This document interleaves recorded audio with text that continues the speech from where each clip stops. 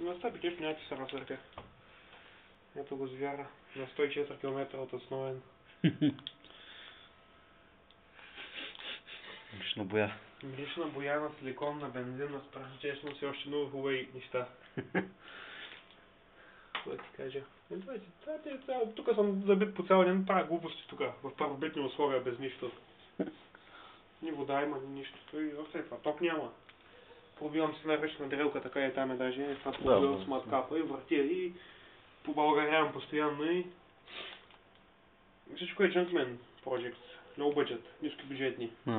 Май с силикон, просто с тел. Това трябва да стане кола. Не беше виждал на живота са, не?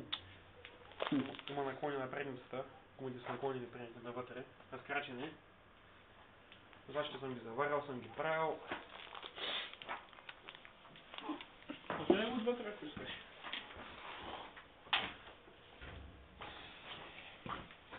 Може да влезнеш, ако желаеш.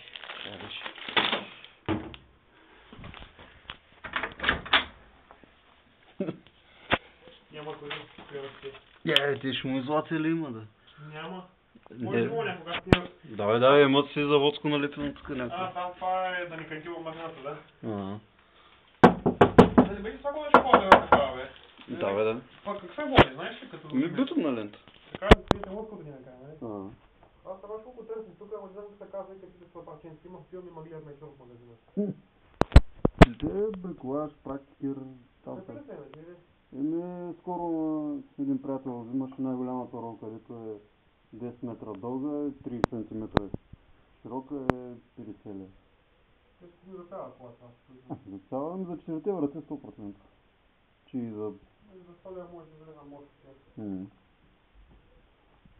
Оттава, няма проблеми.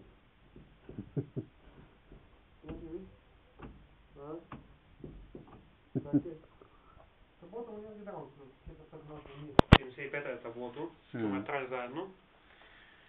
Машинката с мигащи фанец. Такова лоста е 20-40 долу на пода. Това между не го коментираме него въобще. Огледалото е това на нива.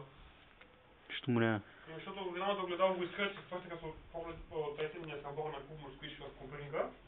Да се гледа в снимките. Връщаме се от събора и само се престоряваме и огледалото се размести от вибрациите. Такова изкриви се не мога да видя назад. И така той няма кола. Това имаше някакви колак, ще завинеш сега да сега един. Си изнервиш на огледалото, понеже аз съм идиот, обаче се изнервиш на огледалото. Това не го изкръти, го и през позората. Не му се случи. И пак го се научили, за смена са и двата. Ти не успал да видиш за какво става дума. Има нито е малко по-надолу. Малко по-надолу преди ще има. Стигни го с лево, бе! И да си има махнете с битовете. Там знаеш колко голяма дупка имаш, минаваш футболна топка. Иначе гърлите са му здрави. Въпреки конструкция е дълго и слабо, защото си идеално здраво, даже хрена няма. Напълнени с масло, намазване, няма проблеми, обаче веждите също са много измили.